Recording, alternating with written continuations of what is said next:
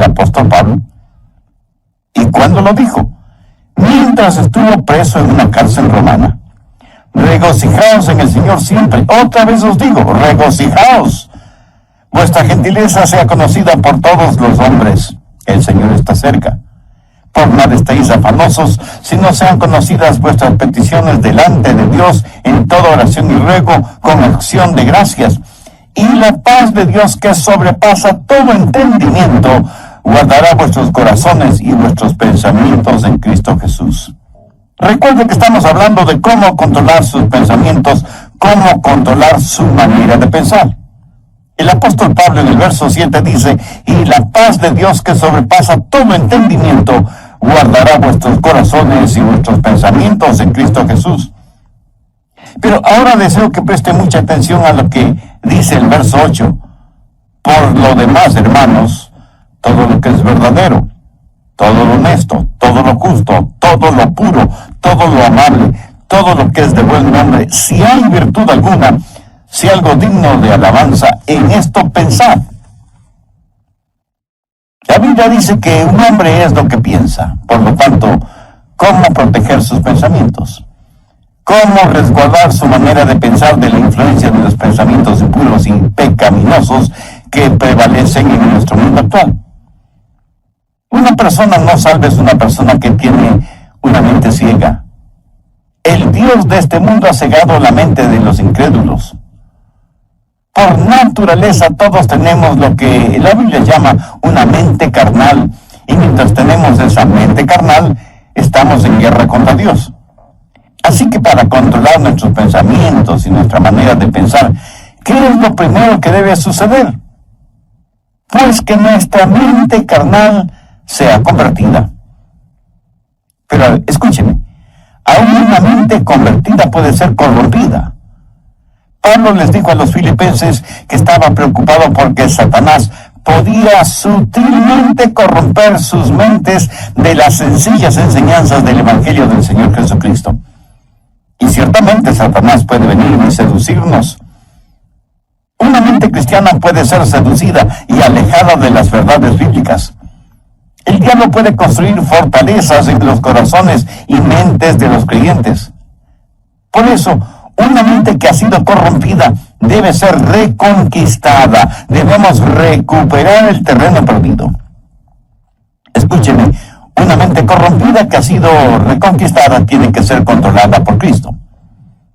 El Señor debe estar a cargo de nuestra mente y debemos aprender a escoger nuestros pensamientos, así como escogemos a nuestros amigos, si es que tuviéramos el suficiente sentido común de escoger solo buenos amigos. Debemos tener ciertos parámetros para saber la clase de pensamientos que debemos admitir en nuestra mente y aquellos que debemos desecharlos en forma absoluta. Pero Pablo, cuando está listo para hablar de estos parámetros, primero presenta un contexto como base fundamental de lo que va a hablar. Y al preparar el escenario, Pablo habla de tres cosas. Primero, usted debe encontrar su gozo en el Señor. Note que en el verso 4 él nos dice, regocijaos siempre. Hubiera sido una verdadera tontería si solo decía eso. Pero no es ninguna tontería cuando dice, regocijaos en el Señor siempre. O sea, les está diciendo a los filipenses que el verdadero gozo solo lo encontrarán en el Señor Jesucristo. Esto pone en evidencia que cada creyente que controla su manera de pensar tendrá un gozo, un regocijo consciente, continuo, conspicuo y contagioso, porque ese gozo está fundamentado, anclado en el Señor Jesucristo. Permítame compartir con usted algo muy personal. Yo procuro tener siempre mi mente ocupada, aún en tiempo de descanso o de vacación, porque una mente ociosa es el mejor taller del diablo. Y he descubierto el secreto de la fortaleza. Es el gozo del Señor. Él es mi fortaleza. Y eso no es solo una frase bonita, ni parte de alguna canción espiritual preferida. Es la realidad. El Señor es mi fortaleza. Hay veces cuando dejo mi oficina y vengo a grabar estos mensajes radiales y estoy física y mentalmente cansado. Y me detengo y digo, Señor Jesús, te amo. Gracias por quien tú eres y lo que representas para mí. Tú eres en verdad mi fortaleza física, mental, espiritual y emocional. Y casi de inmediato siento el poder y la fortaleza que inunda mi cuerpo y sé, sin la menor sombra de duda, que el Señor es mi fortaleza. Y por eso me regocijo siempre en el Señor. Por favor, busque Juan 15:11. Estas cosas os he hablado para que mi gozo esté en vosotros y vuestro gozo sea cumplido. De paso, quiero decir que el gozo en Jesús es el único gozo que permanece. Si su gozo depende de alguna otra persona o de alguna cosa, ese es un gozo pasajero que no permanece. Que alguien o algo puede quitárnoslo. Yo me alegro de que el gozo de Pablo no era porque estaba en libertad, porque le hubiera sido completamente fácil decir que estaba gozoso si tenía libertad. Pero él dijo que tenía pleno gozo estando en la cárcel. Así que no tenga su gozo de las circunstancias. No pretende encontrar su gozo en las diversiones. No espere encontrar gozo genuino en los negocios. Ni se engañe creyendo que el verdadero gozo está en tener amigos, aunque sean buenos amigos. Tampoco el tener buena salud es fuente de gozo verdadero. Todas estas cosas que he mencionado le pueden proporcionar ciertas alegrías pasajeras, pero nunca un gozo genuino y verdadero. El único manantial de gozo profundo y permanente es el Señor Jesucristo. Regocijaos en el Señor siempre. Otra vez digo, regocijaos. Segundo, recuerde que Dios siempre está cerca. Reconozca la presencia de Dios continuamente. Pablo en el verso 5 de Filipenses 4 dice, vuestra gentileza sea conocida de todos los hombres. El Señor está cerca. Escúcheme, la expresión el Señor está cerca no es en referencia a la segunda venida de Cristo, sino que describe la realidad de lo que Pablo estaba experimentando en esa prisión romana. Y él dice, el Señor está aquí, conmigo, aún en esta celda. En Juan 14:16, el Señor Jesús dijo, y yo rogaré al Padre, y os dará otro consolador, para que esté con vosotros para siempre. La forma de tener una saludable actitud mental es encontrando gozo en el Señor y estar consciente de la constante presencia de Dios. Cuando usted hace esto, lo maravilloso es que Jesús le ayuda a llevar sus problemas. Es como si Pablo estuviera diciendo, aunque estoy aquí en la prisión, el Señor Jesús está conmigo. ¿Sabe? El Señor Jesús no vino para sacarle de los problemas, sino para vivir esos problemas con usted. ¿Es eso maravilloso? El otro día estuve leyendo acerca de unos prisioneros en la época de José Stalin en Rusia, cuando perseguían ferozmente a los cristianos y los mataban. Un grupo de 20 cristianos estaba reunido en un edificio cuando Stalin, al frente de un pelotón de soldados, entró en el recinto y comenzó a hacer una lista de quienes estaban reunidos allí. Un oficial vino y le informó que había 30 personas. Entonces uno de los cristianos dijo, oficial, está equivocado. Estamos aquí 31 personas porque Jesús está aquí con nosotros. Hermoso, ¿no le parece? Tercero, rehúse el preocuparse por todo. Filipenses 4:6. Por nada estéis afanosos, sino sean conocidas vuestras peticiones delante de Dios en toda oración y ruego, con acción de gracias. ¿Lo captó? Por nada estéis afanosos. En el original griego esta frase conlleva la idea de algo que se desgarra.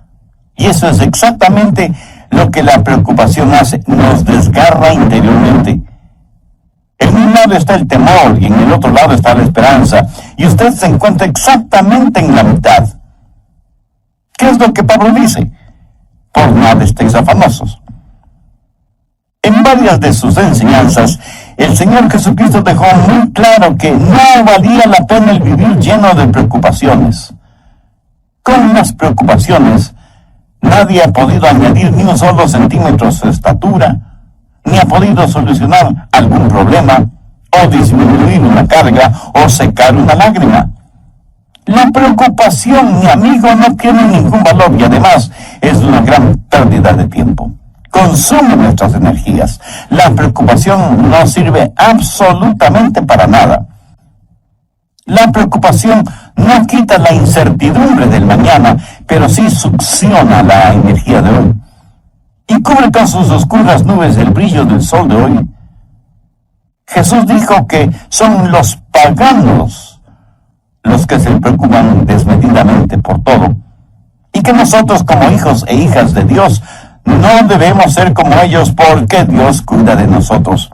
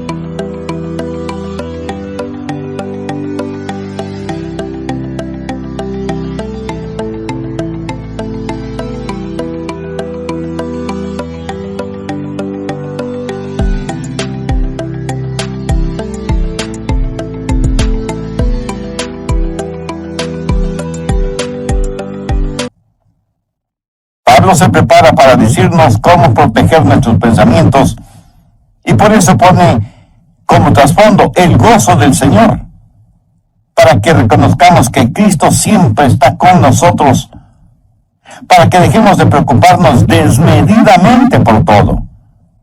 Pero ¿cómo hacerlo? Por nada estéis afanosos, si no sean conocidas vuestras peticiones delante de Dios en toda oración y ruego con acción de gracias. ¿Tiene usted algún problema que lo considera como un gran problema? Deseo que este mismo momento piense en el problema más grande que usted está enfrentando en la actualidad. ¿Ya lo tiene en su mente? Bien. Ahora, duplíquelo en tamaño. Sí que es enorme, ¿verdad? Ahora, permítame preguntarle, ¿es ese su problema más grande que Dios?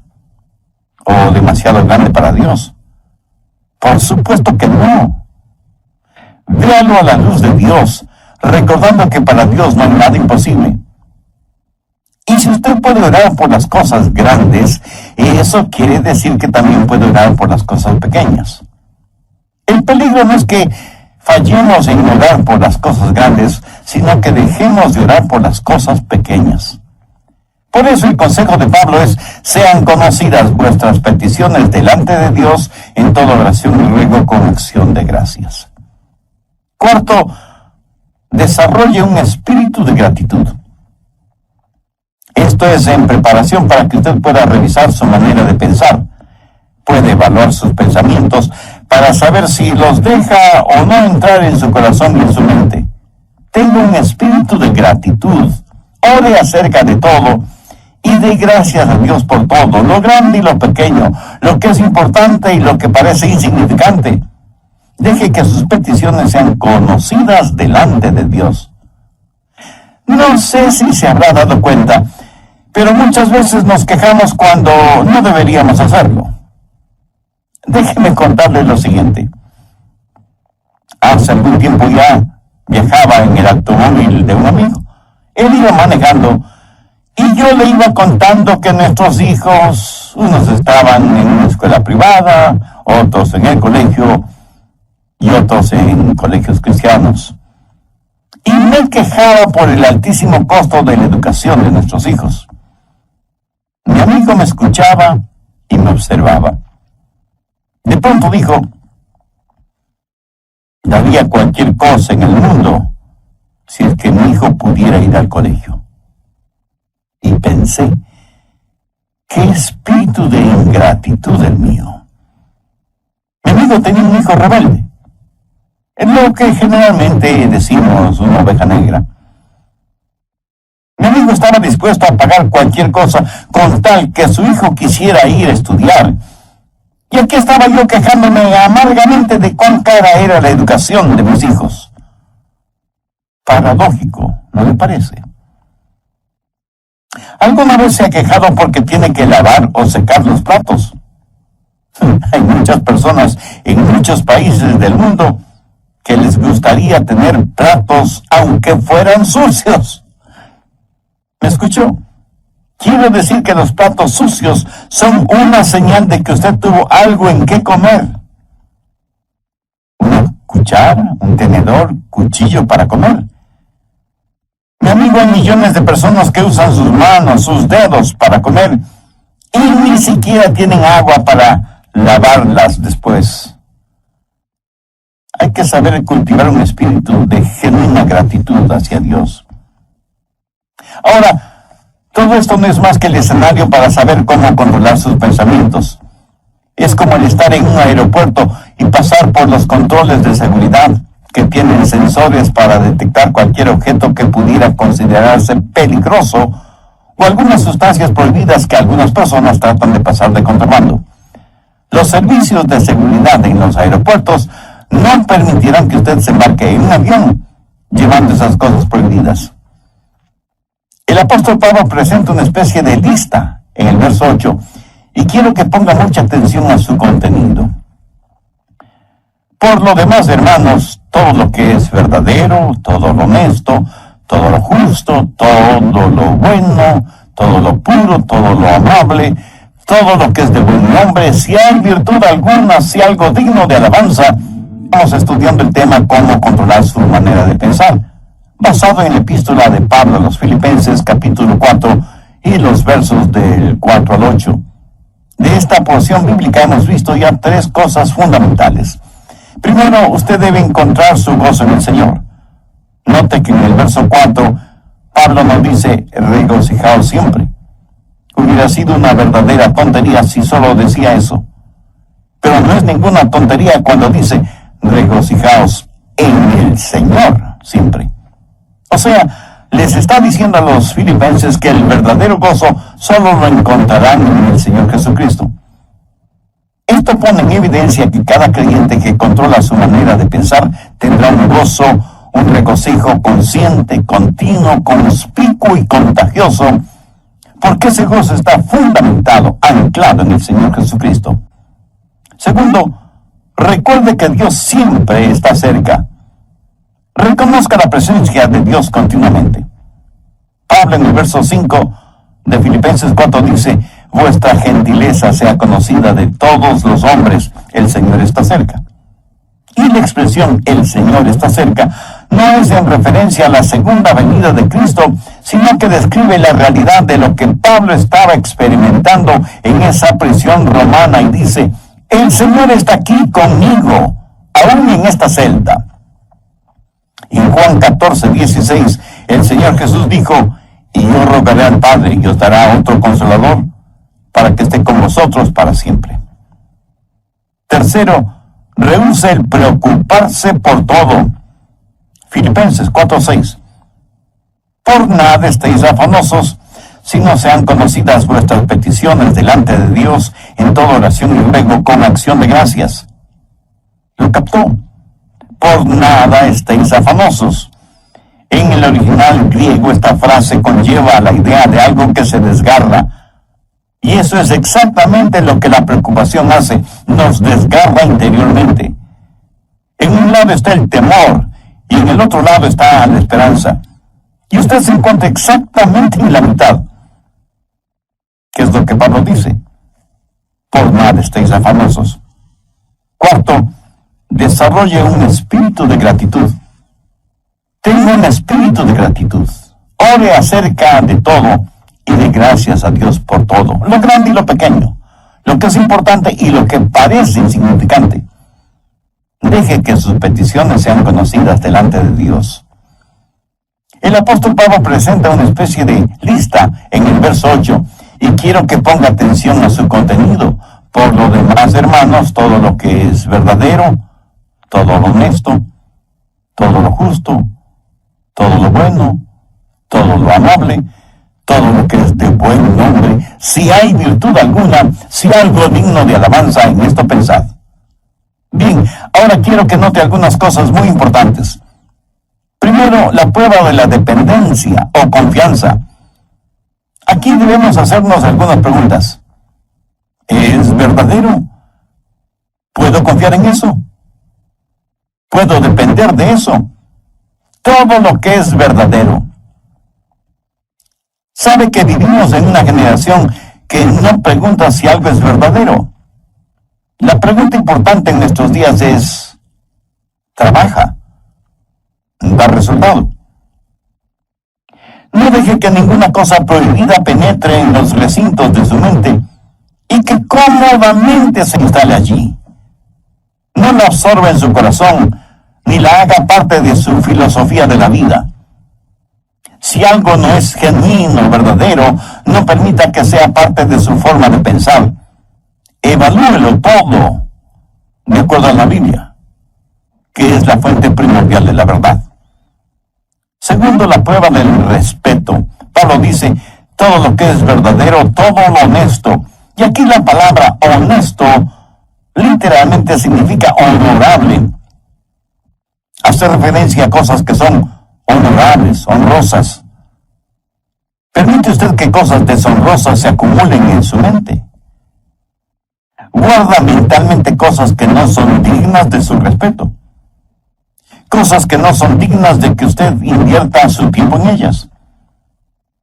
Algunas cosas no son malas porque son viles. Son malas porque son necias, tontas, estúpidas, cosas que no valen la pena. Tercero, la prueba de las riquezas. Todo lo justo.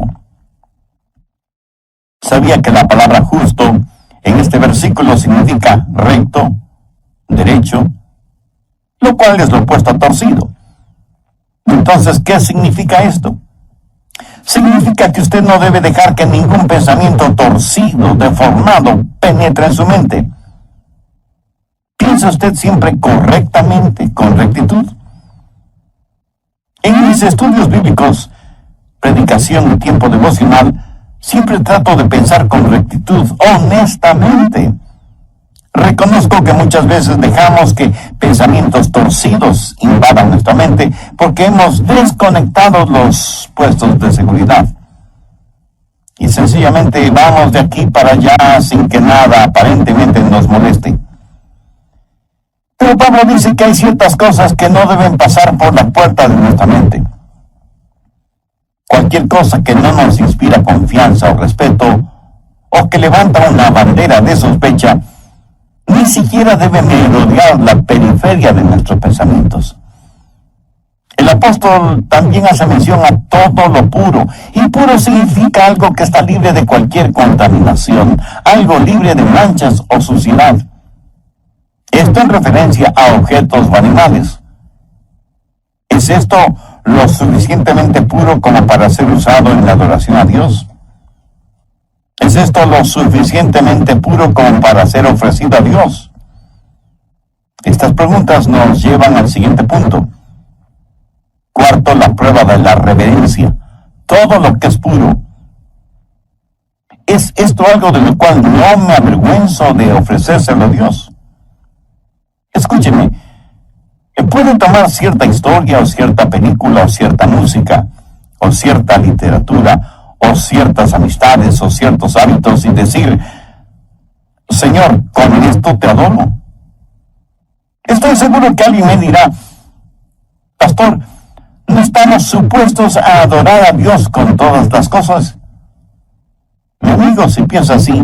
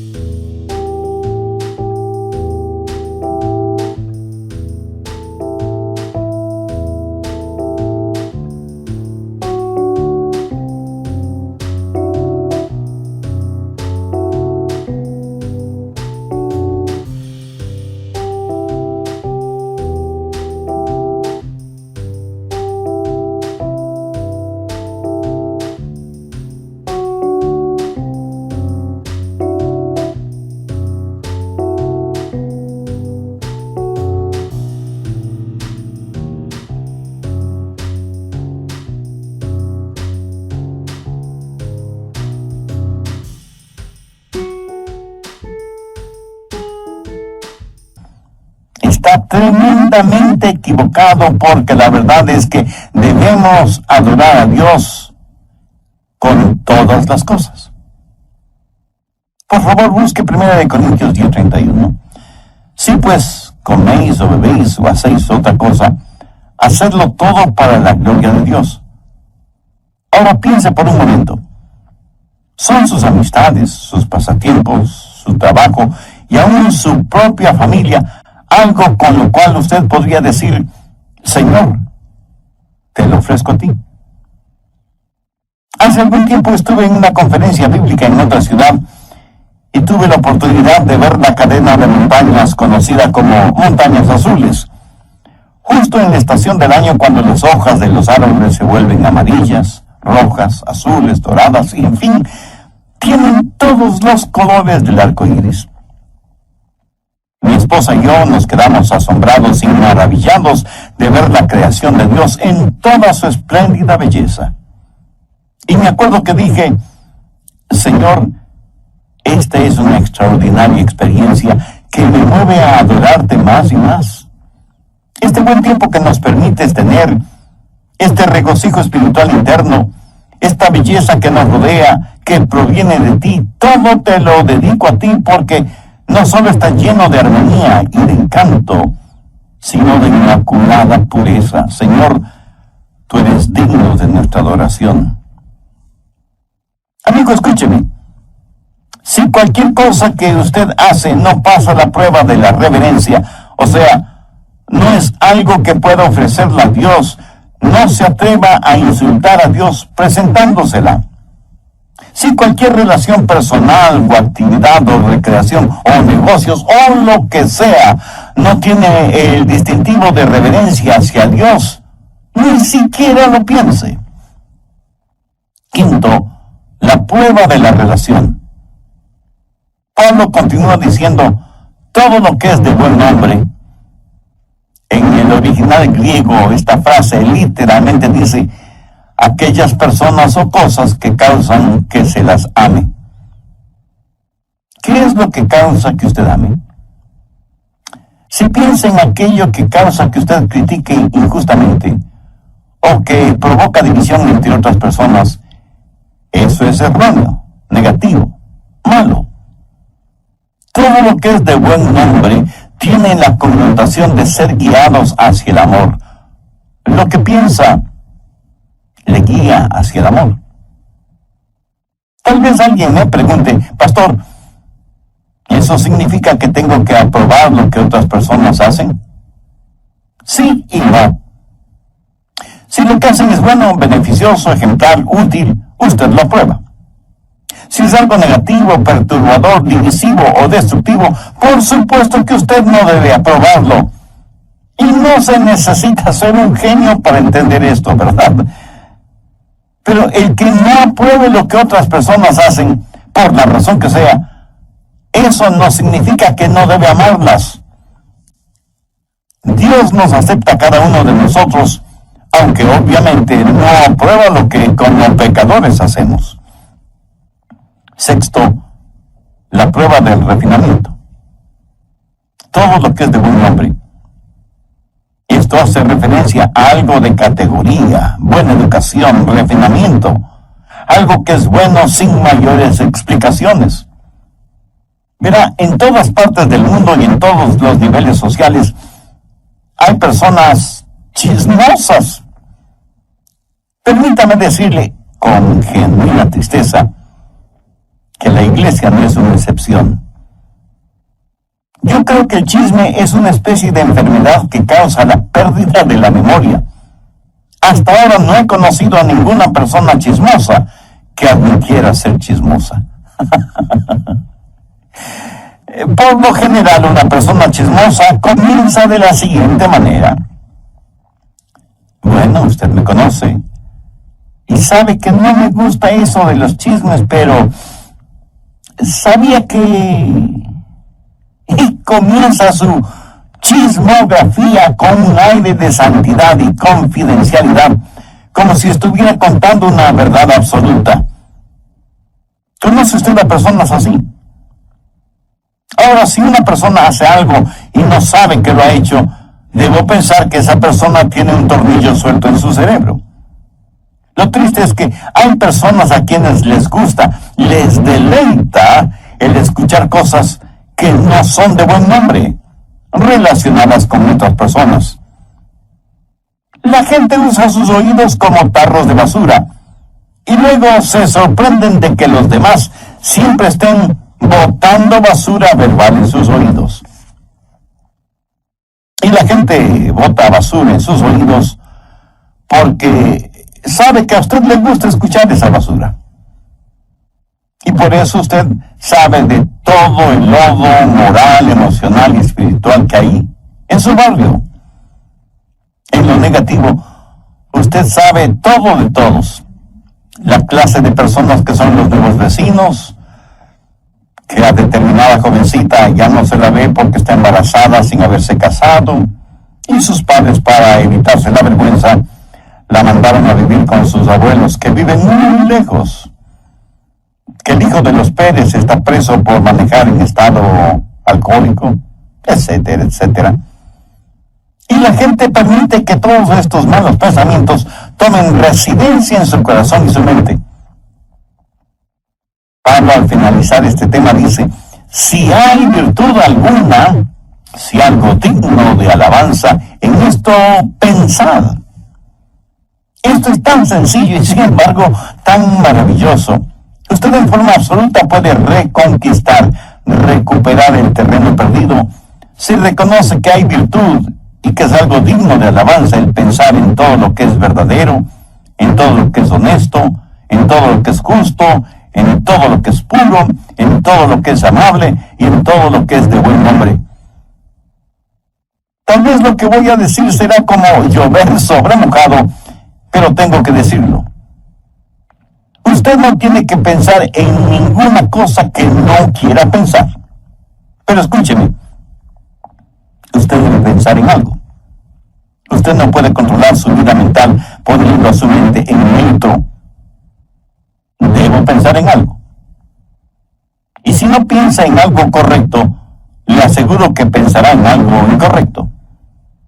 Si usted no está pensando en algo bueno, tenga la certeza de que terminará pensando en algo malo. La fórmula para no tener malos pensamientos no es tratando de no tener malos pensamientos. Por ejemplo, trate de no pensar en un submarino ahora mismo. ¿Está seguro que no está pensando en un submarino en este mismo instante? Bien, la única forma para no pensar en un submarino en este momento no es tratando de no pensar en un submarino, sino tratando de pensar en algo diferente. Y las personas que están tratando de no pensar en un submarino, están pensando en el submarino acerca del cual tratan de no pensar. Qué interesante, ¿verdad? El apóstol Pablo, escribiendo a los hermanos, a la iglesia en Roma, les dijo: no seáis vencidos de lo malo, sino vence con el bien el mal. Deje que los buenos pensamientos inunden su mente y mantenga su corazón y su mente enfocados en el Señor Jesucristo. En Filipenses 4:7 leemos: y la paz de Dios, que sobrepasa todo entendimiento, guardará vuestros corazones y vuestros pensamientos en Cristo Jesús. Es casi imposible de explicar, pero estamos llamados a tener la mente de Cristo. Por lo tanto, debemos aprender a tener los pensamientos de Dios en Cristo y utilizar la normativa que Pablo nos da en Filipenses 4 como punto de seguridad por donde deben pasar todos los pensamientos antes de que tomen residencia en nuestros corazones y mentes. Y sea agradecido con Dios por su preciosa palabra. Debemos orar para que nos ayude a mantener nuestros pensamientos, nuestras mentes, nuestros corazones bajo la sangre de Cristo. Entre quienes me escuchan en este mismo momento, ¿habrá alguien que quiera entregar su corazón al Señor Jesucristo? Alguien que quiera ser salvo, independientemente de la edad que tenga o del nivel social o financiero al que pertenezca. Alguien que quiera tener un verdadero propósito para vivir y una firme esperanza a la hora de morir. Si usted puede hacer esa decisión espiritual ahora mismo, si ese es su deseo, le invito a orar conmigo una corta oración. Mi oración será únicamente para guiarle. Ore con sus propias palabras y puede orar en voz alta o en voz baja o silenciosamente si lo prefiere, pero ore con fe, con sinceridad, con convicción.